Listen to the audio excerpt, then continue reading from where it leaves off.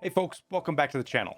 I'm Airwingmarine, your fellow Arcaholic, and today we're going to cover the trials system in Arc Raiders. This weekly competition is shaping up to be an exciting way to keep players engaged, even after tasks and upgrades are completed for everybody else. Not only the trials encourage both PvP and PvE gameplay, it also provides cosmetics and in-game rewards. I'm pretty stoked for the system. I think it's pretty cool, but there are some questions out there. So let's get into explaining how the system works so you understand not only how to get your rewards, but also how to climb the leaderboard effectively if you want to. Okay, so first off, how do you get to your trials? You come to your Raider tab and you go to this thing right here. Looks like a little badge or a ribbon award, and it is your trials. Now, this is on to the next week. We'll show you some B-roll from the previous system as well as I talk about this, because last week just wrapped up as of filming this video. I actually stayed up late so I could see next week to do it. I did that because I figured showing you last week and this week will help in showing how the system works and how it progresses and all that kind of stuff. And as well as I can update you guys on what the upcoming trials are going to be. Okay, so what are the trials? They are a weekly leaderboard competition for the game that results in not just bragging rights and stuff like that, but you get cosmetics as well as in-game rewards that range from simple guns and materials to epic blueprints and keys. Now, the trials unlock once you reach level 15, and that's all you have to do. And you are placed into a group of 100 people that place on the leaderboard basically the same time as you do, same time of day kind of deal. So if you play tomorrow afternoon, everybody who plays tomorrow afternoon, as you guys score points for this leaderboard, you will be placed together. Now, I say that because Liston and I played our first raid just to test things out, and we were placed together here. So that's why I think that. It's not random. It's not just whatever.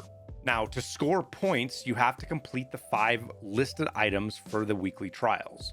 For the first week for launch, or at least the first 5 days, I think it was, we had to open arc probes, destroy ticks, damage leapers, damage any arc enemies, and then harvest plants, and that's what counted for it. Now, to earn the tier 1 reward, you have to get 1,000 points for that task. Tier 2 is 2,500 and tier 3 is 4,000, and each of those levels gives you a new reward. Now, if you do all 3, if you get, like Liston and I did the first wave husks, and we got 4,000 in the first raid, we got all 3 of these rewards. So it's how it works. Once you get out of raid, it just kind of gives them to you. Now, there's also a modifier for 2x on maps that have major conditions map things, however you want to call that. And what that means is basically darkness. So a night raid. These are major conditions here. The little ones, I guess these are minor conditions where like the launch tower loot is, or you have uncovered caches. Those aren't it. It is just the night raids. That is your major condition. So for right now, the only way you can get a major condition is by running night raids. And what that means is your points are doubled, 2x'd. And you're going to have to do that if you want to compete on the leaderboard and not just get your rewards. You have to do it at night to get enough points to stay up there. Now, we will be getting another one here shortly, hopefully. It says 11/8/25. We'll be getting electromagnetic storms. Now, I don't know if this is only going to be on Blue Gate or if we'll start to see these cycle around some of these other maps and get some more major conditions. And that'll just help keep things fresh and keep it interesting.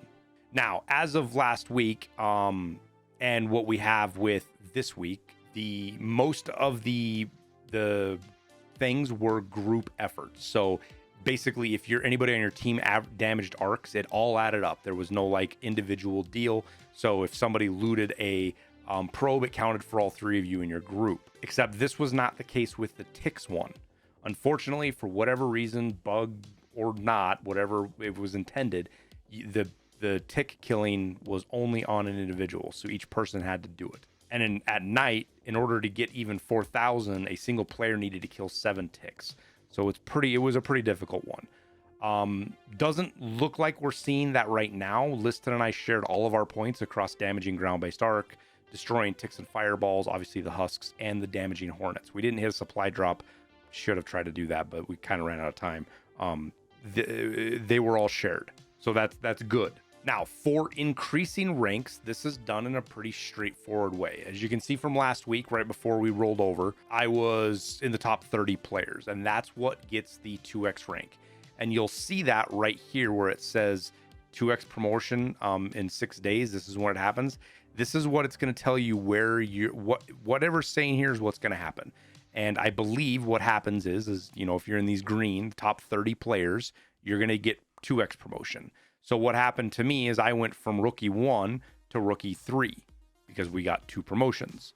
Now, if you're in the blue, if you're in ranks 31 to 60, I believe it's going to be 1 promotion. Now, what I don't know is the gray, if there's going to be any demotion from this. Now, before I ran a raid, I had a thing here that said I was going to get demoted. But I think as long as you get some points, you'll be in the gray unchanged area, and you won't get demoted or anything like that, which I kind of like that system. You're only going to fall back if you don't play. And that just helps keep the leaderboards a little bit cleaner and more suited to people who are playing. So based on the system, you can see players are going to progress up each week based on how competitive they want to be in those trials. And as you climb, it's going to get more and more difficult to stay in the top 30 because those people that are going into the top 30 are going to be fighting more and more for those points. Now, as you can see, for the week 2, we got Hornets, Husks, supply drops, destroy ticks, fireballs, and pops, and damage ground-based arc. Now, we killed, I believe, 5 or 6 units to get 705 points. And we only got 88 points for damaging ground-based arc. So while these two do cross up, they're not going to be super... You're not going to get it done by killing... you're not going to get damaged ground-based arc done by killing ticks, fireballs, and pops. This is going to be killing the big boys. You're going to have to do walkers, bastions... I say walkers, leapers, bastions, the bombardiers, the queen. I would be interested to see. The queen's probably going to be a good one for this, just because of how much damage you have to put into her.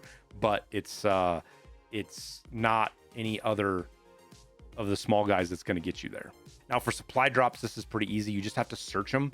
So you don't even have to necessarily call them in or get any loot out of them. They can be empty. You search them and you're going to get points. It worked the same thing with probes before, and it worked the same thing with first wave husks. We looted one that had already been hit, and it gave us credit for it. So again, you don't have to open up all of them first. You just got to hit them.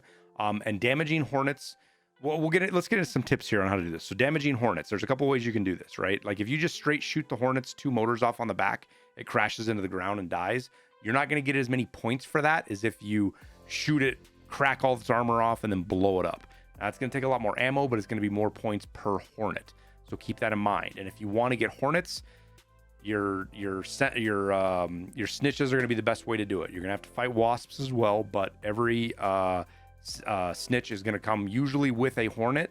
So that's going to be a good way to do them. And if you see them across the map, I think you're going to see people popping these things as soon as they pop up just to drag them so they can kill them and get some damage into them. Now, you don't have to kill them. If you see somebody dragging a hornet away, you can throw some shots into it and get your points as well. Now, for husks, I think the best map for this is going to be Dam Battleground, because on the north, or not necessarily the north, but the south, the west and the southwest side of the map is the battleground, the old battleground area. There are husks everywhere out there. And the 3 that I know of, I don't think there's any others. You've got the Baron husks, which are the big one. There's 3 of those on Dam, I think. I don't think there's a 4th one. There's 3 of them. There's 2 down in the swamp and 1 in the dam that you can loot. The Rocketeer husks are all over the place. And even the little Hornet husks, I don't know if they're Hornet or Wasp, but the little ones that are usually inside buildings and stuff, those all count. And they seem to be worth all the same number of points. We didn't look. Liston did loot a Baron, but we were literally like 1 minute and 30 seconds to get out of raid. So we weren't watching the points super close, but I do believe it was the same regardless of which one you looted. Now, supply drops, I don't know if this is going to be a 2 or 3 thing, but you're probably going to need to do it at night to get it done to get your 4,000. This is going to be an interesting one because I think, I don't know if there's more than 3. If there's 4, there's 5 on a map. When I'm thinking about it right now, like a lot of maps, I can only think of 3 or 4 on all the maps. There might be more. I just haven't discovered them. But you're going to have to not just hit these, but loot them, which is going to be the easiest way because once they land on the ground, they're kind of hard to find if you don't see them come in. Now, ticks, fireballs, and pops, again, going at night, getting this done. This is going to be your best bet because we killed 5 and it didn't even get us there. So you're talking having to kill probably close to 20 of these things in the daytime. So figure 10 at night, and it's going to get you somewhere there about across the line. And that's not too hard to do, especially if you're running Buried City. or even I'm trying to think if there's a lot on Spaceport. I know Baird Spitty has a ton. Spaceport can kind of have some, but Blue Gate in the underground section obviously has a lot too that you can go through. And then ground-based arc, again, just going at night and fighting a bastion and fighting a leap. Probably leapers are usually easier to kill, but the bastions and barons are going to be right there with it, with a good item to kill if you can get some damage into it. And remember, it's just damage. You don't necessarily have to kill it. So if you see somebody else fighting one, lob some shots at it because it'll count for you as well. But that's it. I think we'll do an update every week on these to keep you guys kind of plugged in on what it is and talk about some tips and things to help get them done a little bit better. Let me know if you guys have any ideas on how to do these, or if you had any luck with some systems in last week on how you did forward. If this video is helpful, obviously hit that like and subscribe button, as it tells YouTube you want to see more of them. It helps me out a ton as a content creator, and it doesn't cost you guys anything. So it's a win-win for everybody. But as always, thank you guys for being here and spending your time. I know it's valuable, and I'm glad that you guys choose to watch my videos. We'll wrap her up there. I wish you the best of luck in your raids and your trials, and we'll see you in Speranza or the Rust Belt.